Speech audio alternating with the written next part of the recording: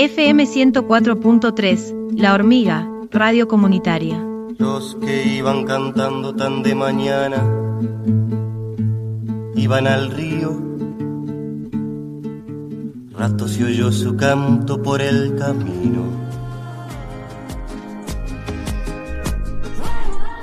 Bien, y lo prometido, veníamos hablando, ya desde ayer lo empezamos a prometer con Carlitos Núñez, la presencia que para nosotros nos halaga un montón. Recién fuera de aire me decía, en estos lugares cómo no voy a estar, así que está aquí con nosotros para compartir una charla también junto a Carlitos Núñez, el mismísimo Alejandro Horowitz. ¿Cómo andás, Alejandro? Bienvenido a Radio Comunitaria La Hormiga.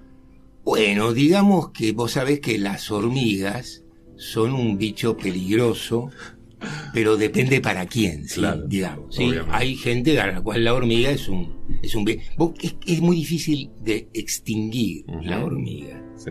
Junto con la cucaracha funciona indefinidamente. Y aparte una simbología del trabajo, ¿no? Ya Daniel Biglietti en Trabajo de Hormiga hablaba de algo de eso, decía pica y atacarán, ¿no? Las hormigas. Así que vos pensás simplemente que es un bicho que puede levantar varias veces su peso. Si un humano a escala pudiera hacerlo de una hormiga, ahí sería temible. Sí, claro. Bueno, Alejandro, primero la alegría que nos visite, pero también contar, porque está Alejandro en el marco, justamente también nos acompaña querido Mario Bortolotto, que forma parte de lo que esta noche empieza, que es el encuentro universitario de base, realmente importante, que va a desarrollarse 13 y 14. Empieza esta tarde, 18:30, en la Facultad de Humanidades y Artes, ahí Entre Ríos 758, donde justamente tiene este desafío enorme, Alejandro, de hablar con relación a la universidad, pero no solamente de esta terrible cosa que por supuesto no puede obviarse, que son los ingresos de quienes trabajan en la universidad, sino también el sentido de la universidad relacionado con el sentido del país, que de alguna manera se quiere, y en un marco, en un contexto internacional que no es cualquiera también. No exactamente, no. Tenemos al señor Trump sentado en la Casa Blanca, lo cual es el prólogo de una cadena catastrófica que tiene, entre otros resultados, la situación del conflicto iraní, que ya muestra hasta qué punto su improvisación y incomprensión estructural lleva una vez más a los Estados Unidos a un problema político que no tiene solución militar, salvo contra los Estados Unidos mismos, como empieza a quedar claro ahora mismo con la evolución del barril de petróleo, que ya ha vuelto a tocar $120. Hace 7 días que el estrecho de Hormuz está cerrado, y por el estrecho de Hormuz pasa el 20% de los barriles que se comercializan en este planeta. De modo que en 5 días es un día completo. Fíjate hasta qué punto la cosa está oscura, que Trump tuvo que aceptar comprar petróleo ruso. Claro.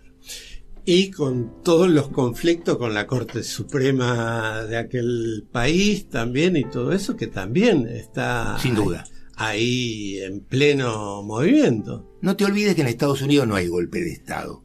Hay 2 tiros de 38 en la cabeza. ¿Sí? Entonces no digo esto porque es una variable que no hay por qué descartar. Claro.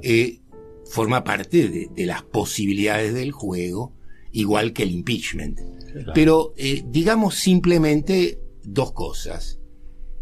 Cuando vos mirás la duración de algunas instituciones norteamericanas, por ejemplo la Reserva Federal, vas a ver que el tiempo en que sus autoridades permanecen es mucho más largo que el de cualquier administración presidencial. ¿Esto qué te hace saber? Que es una estructura constante.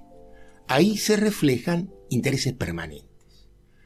Entonces, cuando vos tenés un presidente que choca con la Reserva Federal y con la Corte Suprema, donde él nombró a un tercio de sus integrantes, y el presidente de la Corte Suprema hace 16 años que es presidente de la Corte Suprema, te hace saber que no está chocando con una baldosa floja, está chocando con los nudos del problema estructural de la política norteamericana. Lo que pasa es que tenemos un izquierdismo, digamos, que atrasa un rato largo, y entonces no entiende la diferencia entre los intereses del Estado Nacional norteamericano y los intereses de los burgueses nacidos en los Estados Unidos, que no son iguales. Las principales inversiones de Elon Musk están en China, no en Detroit. De modo que cuando el gobierno norteamericano jode a China, no jode solamente al Comité Central del Partido Comunista Chino, jode las inversiones descomunales que la locomotora del mundo tiene en China. Entonces, vos tenés ahí un conflicto muy complejo, porque cuando vos mirás las declaraciones de Trump sobre el problema, el conflicto por Taiwán con China, y lees las interpretaciones de lo mismo de Musk, ves exactamente esta contradicción. Musk reconoce explícitamente que China es una unidad nacional y que Taiwán forma parte de China. Esto no es una cuestión discursiva, es un eje político clave. Y este eje es el que se está jugando en este momento. Alejandro, ya que mencionás el concierto internacional, el mundo, aunque no parezca, Argentina forma parte del mundo y hace 2 años que gobierna Javier Milei, que tiene indudablemente una política de seducción y de enamoramiento con la figura de Donald Trump. Me gustaría algunas reflexiones con respecto a nuestro presente en este país en relación a este contexto internacional que estás haciendo. A ver, si uno mira la relación de Milei con Trump en términos de la política personal de Milei, Sí. es preciso reconocer que es un éxito para Milei. Sí, sí. Milei no hubiera sobrevivido a las elecciones de octubre sin el aporte, digamos así, salvataje. claro, El pase gol que le hizo. sí, del Tesoro. Esto no quiere decir que eso es gratis, ni de ninguna manera, No. pero quiere decir lo que quiere decir. Para que se entienda, pagar deuda con deuda requiere que el usurero que te presta la plata para pagar la deuda esté dispuesto a pagártela en el mismo momento de tu vencimiento. Si no, lo que vos tenés es un incumplimiento generalizado que técnicamente se llama default.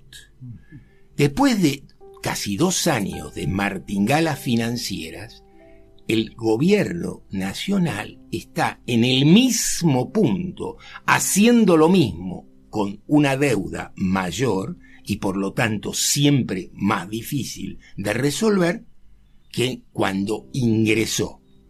No solo no es capaz de constituir reservas, recomendación que el fondo le da en este momento al mundo entero, a los países emergentes, por el tembladeral que la modificación del barril de petróleo supone, porque no a nadie se le escapa que este es un mundo global organizado en derredor del consumo de petróleo. Cuando vos mirás una ciudad norteamericana, entendés, vos no podés vivir en una ciudad norteamericana, salvo en Nueva York, porque las otras no tienen transporte público, la distancia entre un supermercado y tu casa se mide en kilómetros, de modo que las cosas más pequeñas supone subirse al auto para ir a comprar. Si el galón de gasolina cambia de precio, todo cambia de precio. Cuando uno de los grandes logros de Trump fue bajar el valor del galón de gasolina, pues se terminó. Está cayendo en picada. Entonces pegamos la vuelta y decimos, a el señor Milei personalmente no le va mal. A la sociedad argentina, para la sociedad argentina, que a Milei no le vaya mal, les resulta catastrófico. Claro, porque vos dijiste, esto no es gratuito, dijiste vos. Ese Claro. paseo no es gratuito. Ahora, ese costo lo está pagando la sociedad argentina. Sin ninguna clase de duda. Ahora- Cuando vos mirás el rango de destrucción de puestos de trabajo, es una de las mediciones. Cuando mirás la caída del consumo, es una segunda de las mediciones. Que te quieran contar que mientras cae el consumo hay menos pobres, vos tenés un problema aritmético irresoluble. A ver, ¿cómo es? Si hay menos pobres, ¿todos consumen menos? Ah, ya entendí. ¿Esto quiere decir que el que antes consumía 4 pollos ahora consume 3? No. Cuando vos mirás los autos de alta gama, vas a ver que están en récord de importaciones. Ujú. Es decir, la Argentina avanza hacia una sociedad a la paraguaya. Ajá. Esto es, 30% viven como si vivieran en Detroit. El resto vive como se vive en el Sahara sudoriental. Claro, por eso cuando vos recién comentabas a la sociedad argentina le va, cómo le va, yo pensaba también y a la democracia argentina como tal. ¿Cuál democracia argentina? Por eso, a la democracia. Esta es la que democracia de la derrota. Cuidado. Después de 40 y pico de años, es como que cada vez está más desacreditada absolutamente. Pero ¿por qué no va a estarlo? A ver, la democracia no es otra cosa que un régimen político. Ujú. Y un régimen político, como cualquier régimen, se juzga por sus resultados. Cuando te contaron, con la democracia se come, con la democracia se educa, no se come, no se educa, la patria es el otro. Porque si este es el modo que tratamos al otro, me queda muy claro por qué el otro contesta Milei.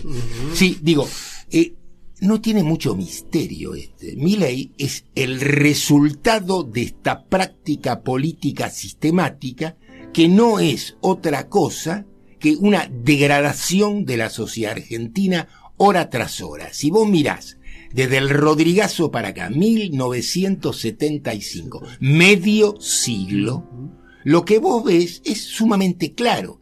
Entre el Rodrigazo y 1991, 16 años, no tuviste otra cosa que una inflación anual siempre superior al 100% y 2 hiperinflaciones. Entonces, que la sociedad reclame estabilidad monetaria no es porque son psicóticos, sino porque no quieren ser psicotizados. Ahora bien, el modo en que dan una supuesta estabilidad no es otra cosa que un momento donde el reparto no hace otra cosa que mostrar hurañamente un pedazo más chico para cada uno. Si vos hoy mirás el ingreso de un trabajador en blanco, es pobre. Claro. Bueno, esto en 1970... Y si lo comparás en 1970, con aquel 75... No, al 70. Al- Gobernaba el general Juan Carlos Onganía, ninguna democracia. Ujú. Había 3.2% de pobres y 4% de desocupados. En la Argentina, para ser pobre, tenía que no tener trabajo. ¿Podías no tener trabajo? Sí, podía suceder. ¿Eso era una cantidad enormemente significativa? No. Cuando vos tenías que repartir un volante en la ICA Renault de Córdoba, tenías que tener gente en la ICA Renault, porque los trabajadores de la ICA salían, subían a los autos en la playa de estacionamiento y se iban a la casa. Esta era la situación de un trabajador industrial razonablemente calificado. Los trabajadores que encabezaron las luchas políticas eran trabajadores altamente calificados y muy bien pagos. Krieger Bacena dijo en su momento, los trabajadores mejor pagos de la Argentina me hicieron la rebelión. Y no hizo ninguna otra cosa que constatar, Krieger, que era el ministro de Economía de ese momento, cuál era la situación.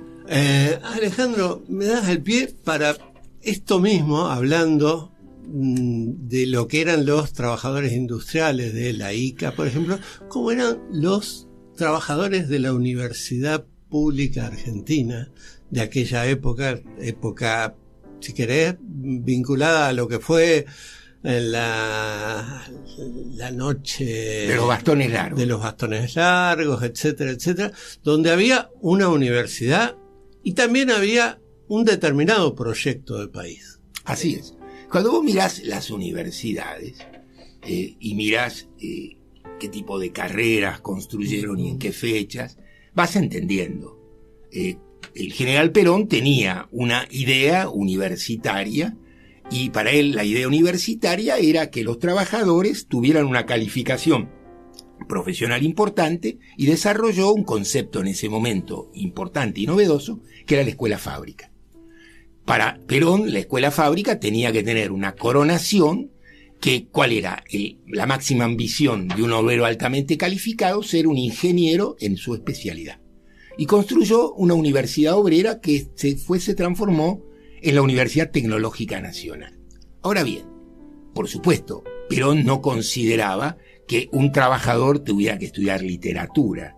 Eso no le parecía sino un trabajo para señoritas. Pero esto es un horizonte de época. No es Perón simplemente el que piensa así, es un sector enorme de la sociedad argentina que considera lo mismo. Uno puede criticar eso con todo derecho, pero no se le puede escapar que ahí hay un proyecto de país y ese proyecto de país tiene una capacidad de desarrollar el potencial de esos estudiantes. En otros terrenos, como fue horrible, trabajó en la universidad como en un terreno minado, como era una universidad contrera políticamente. ¿Cuál fue la política? La política fue la Policía Federal. Todas las conquistas de la reforma universitaria se pasaron a mejor destino, esto es, no había libertad de cátedra, no existía la posibilidad de una investigación que dependiera de quienes investigaban, y en ciencias sociales vivíamos exactamente en la situación previa a 1930.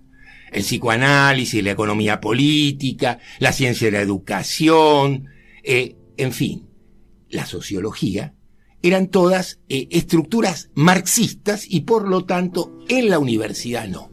¿Qué hace el gobierno de Frondizi? Bueno, las incluye, esa universidad alcanza un estatus académico muy, muy especial en esa historia. Pero eso no tiene que ver simplemente con que Frondizi era personalmente más amplio que Perón. No, tiene que ver básicamente con una comprensión más matizada de las necesidades del sistema de cuadros que requería ese programa. Porque Perón y Frondizi compartían un programa que era el programa de sustitución de importaciones. Pues bien, Perón sostenía que ese programa se podía desarrollar fundamentalmente con el ahorro interno. Frondizi decía que el ahorro interno era insuficiente y que hacía falta capital extranjero para resolverlo. Pues bien, Frondizi utilizó capital extranjero y decir que lo usó simplemente para transformarnos en algo así como en una colonia financiera de los Estados Unidos es una trivialidad de izquierda. Simplemente conviene recordar que Frondizi logró el autoabastecimiento petrolero y para la Argentina, país que no tiene facilidades en su balanza comercial y que siempre tiene complejidades entre la necesidad de dólares y su capacidad de generarla, esto no es un asunto menor, obviamente.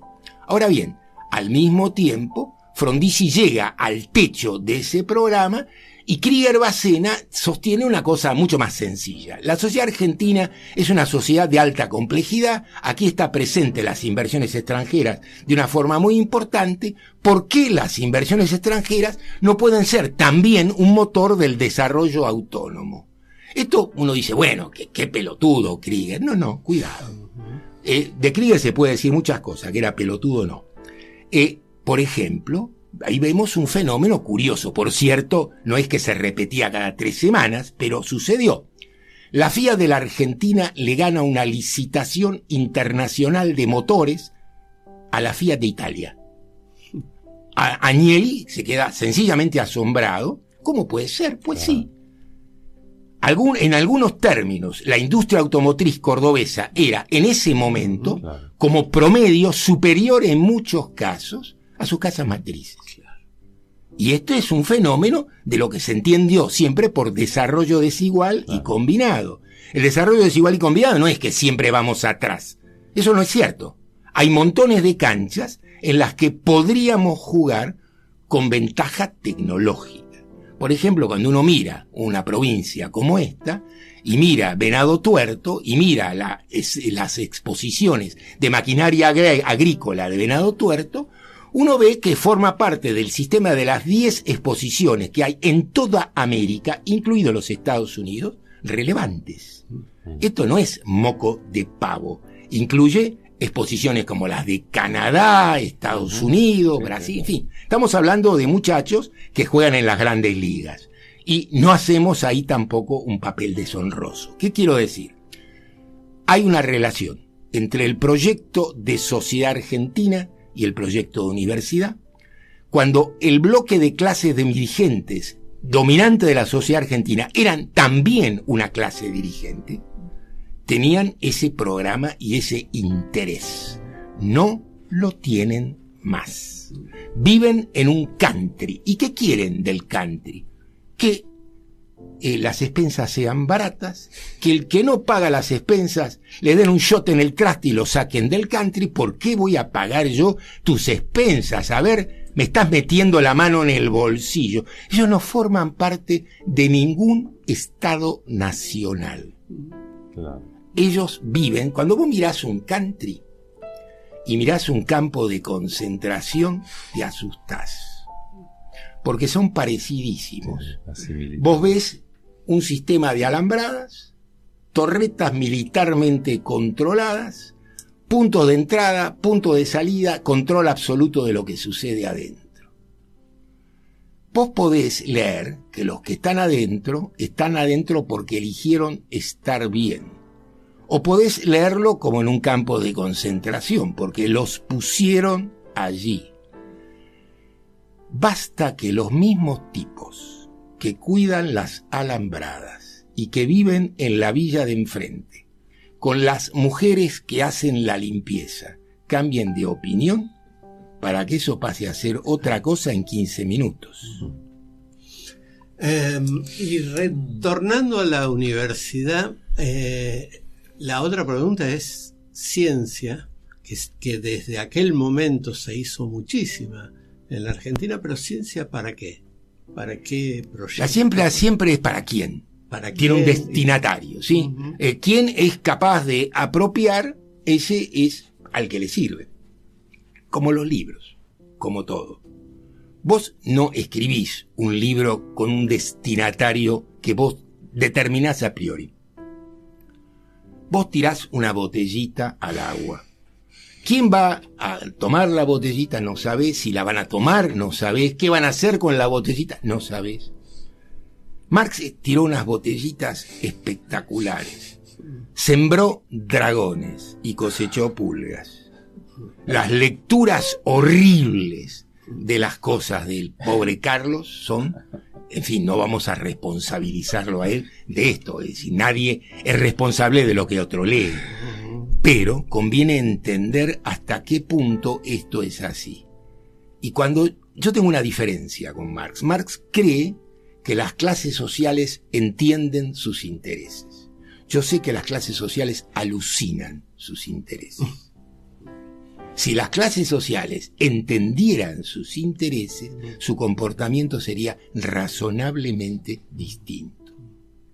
Cuando vos mirás el apoyo a Milei en el bloque de clases dominantes y ves la situación de estos pibes, vos entendés que alucinan. Bueno, eso quedó bastante claro cuando estaba esta idea de la dolarización. Lo que entendían algunos por esto de pero esto ya no eran las clases dominantes. No. Estos eran los sub-35 y el sub-35. A ver, hay algo que conviene no olvidarse nunca. Vos fíjate, ¿cuál es el año de la reforma educativa? El 95. 30 años. ¿A qué edad entras al sistema educativo? 4 o 5 años. Bien. Sub-35. Entonces, vos hundís la educación pública. La desfinanciás. y hundís la calidad de la discusión política instantáneamente. No, es decir, no es que hay que ser, digamos, la mayor parte de las cosas en este planeta se resuelve muy razonablemente si sabes sumar, restar, multiplicar y dividir y no tenés miedo de hacer las operaciones correctas. Con eso alcanza.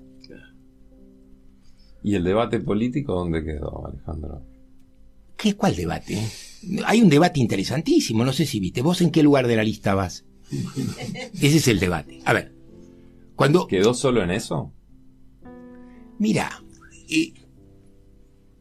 viste, en 1900... A ver, yo no es que sea una especie de nostálgico de los 70, simplemente que las comparaciones son útiles para entender las diferencias. En 1973, en las elecciones de 1973, vos veías programas de reformas de la sociedad argentina, debates sobre ese programa de reformas, debates al interior de las cámaras empresariales, debates al interior de las organizaciones políticas, debates al interior de los sindicatos, en la universidad, en la televisión. Vos veías programas periodísticos de una razonable calidad, donde la gente no chicaneaba, donde no se mentía despiadadamente, donde había una genuina capacidad de un intercambio crítico. No es que estos pibes eran maravillosos y estos son unos imbéciles, no. Esto es lo que vos ves, es que un orden político completo resolvió dictadura burguesa terrorista mediante que no se discute más nada, porque discutir, mi querido muchacho, es peligroso. El que discute inadecuadamente y mete los dedos en el ventilador, ya sabes lo que le pasa. De modo que si no querés meter los dedos en el ventilador, cállate la boca. Pues bien, acá entendieron muy bien, se callaron definitivamente la boca. ¿Cuánto hace que vos no ves un partido político que levante un programa que no sea un conjunto de generalidades o la nada misma? Síganme que no los voy a defraudar. Cuando vos mirás quiénes asesoran las campañas electorales, entendés. Son especialistas en vender, en marketing. Saben hacer packaging, como qué parte de la dentadura te tenés que limar, cuál es el lado bueno de la cara para la foto, cuál es el color que te ayuda. Y vos fijate los afiches, son perfectamente intercambiables. Es una caripela y un numerito. Y es solamente la cara. Digo, a ver, se trata de no resaltar mucho que forma parte de una organización política. ¿Sabes por qué? Porque tienen un desprestigio descomunal. Milei es el nombre del desprestigio de un orden. No es que, a ver, conviene entender esto. No es que no le creen al argumento que dan los otros. No le creen a ningún argumento de los otros, sea este o cualquier otro. Los que eligen creerle a Milei, eligen la última creencia. Los otros saben que no. Digo, porque a esta altura no es... Cuando yo digo en los 4 peronismos, mi tesis de por qué los peronismos son 4, eso era una discusión. Y podía ser una hipótesis mejor, en fin. Pero una cosa a verificar. Las ciencias sociales no son a priori. Claro. Entonces, el punto es que el libro ya cumplió 40 años. Y un libro que puede resistir 40 años no es simplemente un buen libro. Nos habla de la inmovilidad de una estructura que permite que un libro siga siendo bueno. ¿Se entiende a dónde voy? A ver, no es que me estoy echando tierra, no. Entiendo que vale la pena, está bien hecho. Pero ese no es el punto. El punto es por qué sigue explicando, porque no cambió. Claro. Si hubiera cambiado dramáticamente, el libro quedaría como tantos otros, archivado y a un costado. Vos fíjate, sobre el peronismo se han escrito bibliotecas. Cada vez que hay un número redondo, es posible reeditar buenos libros. ¿Vos viste muchas reediciones? No. Curioso. Este año se cumplieron, ni más ni menos, un número redondo del 17 de octubre, 80 años. Vos hablabas del debate político recién.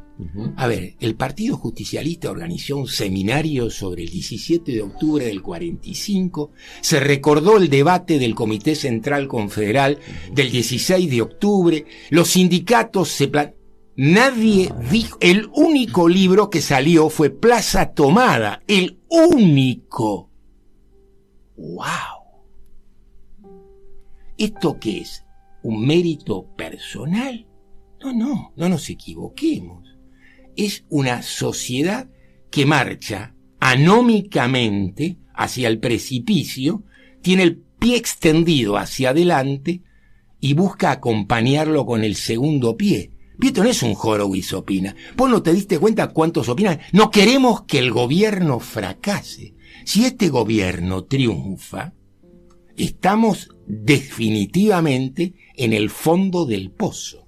¿Qué rol juega el momento actual en cuanto a las redes sociales? Los consumos culturales están afectados indudablemente. La ausencia de debate, esta que vos decís, por ejemplo, esto que pasó con lo del 17 de octubre, ausente en la agenda, indudablemente tiene que ver con que hay un confortablemente adormecido, como Pink Floyd The Wall, de personas deslizando con el pulgar, reel tras reel, ¿no?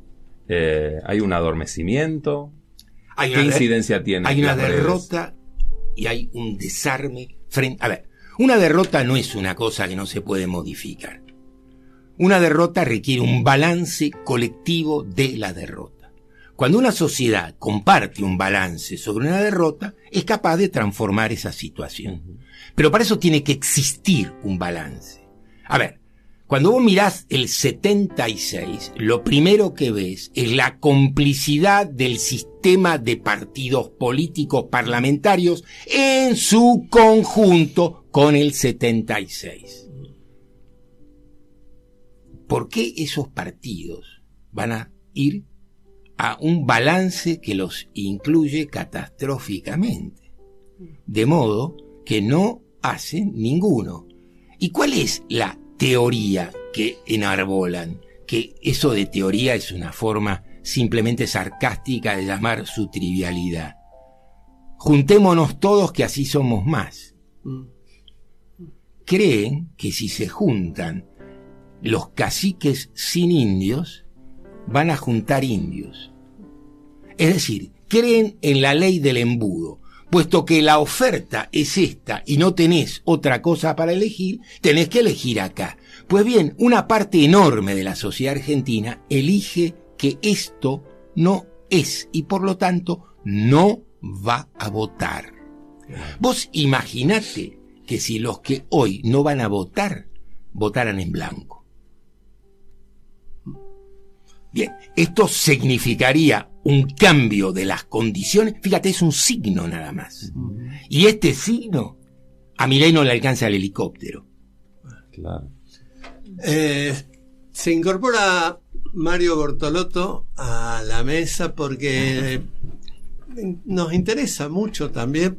Es un gran desafío y no debe haber sido fácil el armado de este encuentro universitario de base, que realmente constituye una necesidad de hace mucho tiempo de debate en la universidad. Contanos un poco algo de lo previo a lo que va a empezar a pasar hoy a partir de las 18:30, Mario. Bueno, gracias Radio Hormiga por la invitación. Bueno, un poco lo que creemos que tiene que ver con lo que estaba planteando Alejandro hace unos momentos, tiene que ver con la cuestión de la ausencia de ciertos debates en la universidad que tienen su correlato y su influencia en lo que está sucediendo a nivel académico-científico y a nivel gremial sindical, y obviamente que todo eso es englobado en el tremendo y brutal ajuste presupuestario. Creemos que por ahí hay poca conciencia en los ámbitos de la universidad respecto a qué política busca lograr este ajuste brutal y en qué contexto y de qué historia venimos también para que esto pueda suceder, y qué ha hecho la universidad en todos estos años para poder construir las armas necesarias para poder enfrentar este tipo de políticas. Porque también, a pesar de las tremendas movilizaciones que tuvimos con el apoyo popular histórico en Argentina, no ha cuajado nada sustancioso que pueda realmente hacer frente a lo que sería esta estrategia oculta o no manifiesta tan claramente de qué se está buscando con este desfinanciamiento y este ataque presupuestario.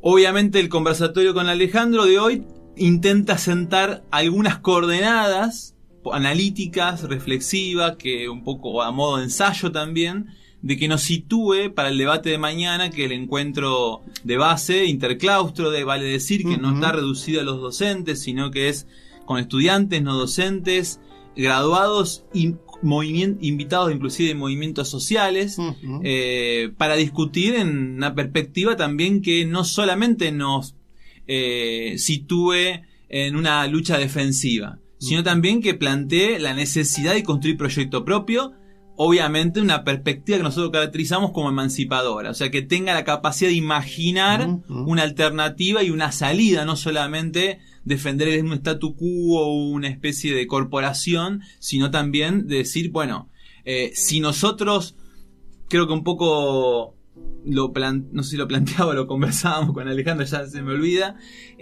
si el ajuste y la resistencia de la universidad va a estar condicionada si los demás sectores del pueblo no salen a luchar. ¿No? ¿Hasta cuándo va a poder resistir la universidad solo, aislado? Entonces la necesidad de plantear una mirada de proyecto universitario que empalme con las demás necesidades populares, que empalme con ese pueblo que no tiene derechos. Cuando hablamos de derechos no entiende qué son los derechos porque nunca fue beneficiario de algún derecho de ese tipo, y a la vez también pueda pensarse en esta cuestión de que hoy quien también usufructa y se apropia de todos los quienes se apropian de ese conocimiento producido, y no es el pueblo trabajador en su conjunto, ni es beneficiado tan directo. Sí podemos hablar, o lo más rápido que uno puede recurrir a decir cuál es un beneficio directo, bueno, serán los médicos, enfermeros que, por un lado, o los docentes que forman a los chicos en la escuela, o los profesionales de la salud vinculados al sistema de salud pública. Bueno, ahí hay una clara, rápida asociación, ¿no? Pero a veces es muy distante, o también producto también de que lo que está viviendo ese financiamiento de esos sectores hace que el pueblo vea que el enemigo es el médico que está pasado de horas de guardias para poder llegar a un salario digno, y entonces para poder llegar, sí. Lo del salario digno te lo debo. Perdón, me rectifico. No para llegar a algo que se pueda llamar como un salario necesario mínimo. Entonces, pensaba mientras decías todo esto que el maestro de Bolívar ya planteaba: o inventamos o erramos. Y hay una enorme tarea pendiente de parte nuestra. Cuando vos decís cómo sigue mañana, vuelvo a algo que es: ¿dónde es mañana? Bien, muchas gracias. ¿A partir de qué momento? Por el pie. Mañana a las 10 de la mañana lo vamos a hacer el encuentro en el Centro Cultural La Toma, Tucumán 1348, si no me mal, pero en esa cuadra, seguro, pero creo que es 1348. Va a ser a la mañana trabajo en comisión, un almuerzo ahí comunitario, y a la tarde un plenario de cierre. Lo hacemos, o sea, podríamos haberlo hecho en la universidad. Pero lo hacemos en el Centro Cultural La Toma, que saben que, creo que no, para quienes no saben, está con un pedido de desalojo firme, así es. Con lo cual es un espacio popular producto de la lucha de 2001. A mí también me toca personalmente, porque siendo estudiante de ingeniería en el 2002 hicimos un encuentro de empresas recuperadas y tomadas en el 2002 en la facultad, y un equipo técnico nuestro fue el que apoyó y asesoró técnicamente en la parte de esa, digamos, la que ponía el cuerpo y el alma eran los trabajadores del lugar, pero que asesoró el equipo técnico que permitió en su momento crear el supermercado popular y el comedor.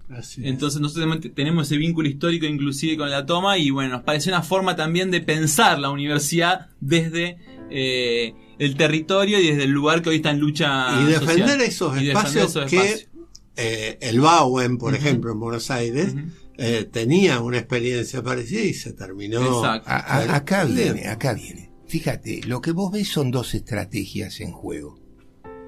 O se reproduce el gobierno de Alberto Fernández, o se produce un frente de las víctimas reales del orden establecido. Esto no es, una cosa no es y la otra, es o la otra. Estamos hablando en términos de disyunción. Y cuando hacemos un señalamiento de estas características, no estamos haciendo más que un signo y somos conscientes, pero también somos conscientes del valor que este signo tiene. Estamos señalando que solo de abajo para arriba vamos a poder una vez más.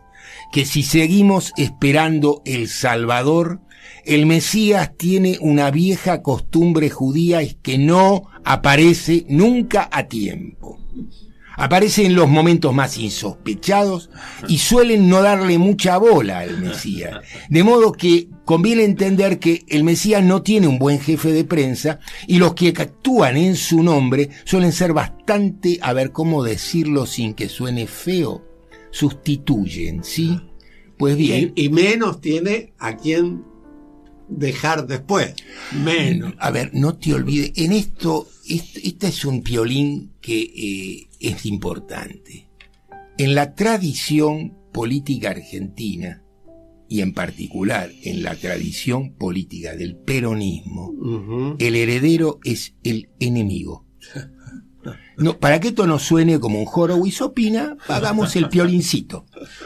En 1946, cuando Perón gana las elecciones, hay una célebre foto donde está sentado leyendo el diario, Perón, que tiene una de las hojas del diario, y la otra está sentado al lado de él el coronel Mercante. Y Evita está sentada en uno de los brazos del sillón al costado. Ese era el orden de méritos.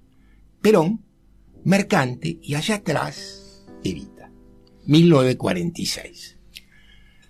Perón era un hombre que tenía una relación muy particular con Mercante. Mercante era el único tipo que le decía Juan. Para todo lo demás era general, señor presidente, pero Juan no. Salvo para Evita, que es otra historia. Mercante era el hijo de un dirigente sindical ferroviario y es el que aviva a Perón del problema de los sindicatos y de toda la cuestión que va a resolver a través de la Secretaría en particular. Cuando Perón es destituido y tiene que renunciar, Mercante es el que se hace cargo de lo que queda. La dirección del movimiento obrero que organiza el 17 de octubre quiere que Mercante sea el candidato a vicepresidente y Perón, con mucho criterio, dice es una repetición de lo mismo. Necesitamos a alguien que convoque un fragmento desflecado del radicalismo porque con el movimiento obrero solo no alcanza. Y por eso lo ponen a Hortensio Quijano, que era un radical, en fin, digamos, tranquilo. Y ganan. Mercante es el gobernador de la provincia de Buenos Aires. En 1949 está la Constituyente. ¿Quién preside la Constituyente? Mercante. Llega el momento del artículo en el que hay que discutir si Perón puede o no ser candidato de nuevo según la nueva Constitución. Todos le preguntan a Mercante y Mercante contesta la verdad, no sé, vamos a preguntarle al general. lo van a ver a Perón, y Perón hace una de las clásicas del no hay que tocar nada. Y entonces, esperando que Mercante diga no, Juan, lo que hace falta, Mercante se calla prolijamente la boca, porque si Perón no era candidato de nuevo, él era presidente, cosa que no ignoraba nadie. Cuando se va, Perón le dice a Evita: se está trabajando el puestito. Evita cazó el teléfono, llamó a los que había que llamar, se cambió el artículo y de Mercante no se acordó nunca más nadie. Ese fue el primer heredero. El segundo heredero fue John William Cook. Cuando le ponen la bomba a Perón en Caracas, Perón escribe: en caso de muerte, el doctor John William Cook. Nunca más escribió eso. Después no le contestaba el teléfono. No voy a ocuparme del destino de Cámpora, y voy a recordar que Perón se estaba muriendo cuando da su último discurso. Su mujer era la vicepresidenta. ¿Y quién es el heredero? El pueblo. Así si te quedó claro.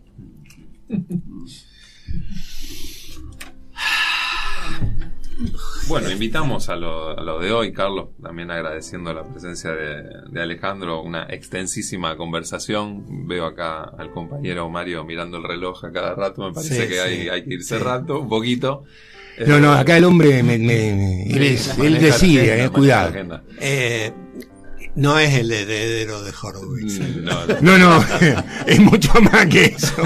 Porque la herencia es una herencia presunta todavía. Bueno, de parte de Radio La Hormiga, agradecerte enormemente, Alejandro, pero también y muchísimo a Mario, que, bueno, estamos en contacto desde hace años y bueno, a disposición para lo que necesiten, porque sabemos que este es un paso fundamental, necesario, pero largo a hacer dentro de la universidad. Bueno, no hace falta que lo digas, la radio a disposición.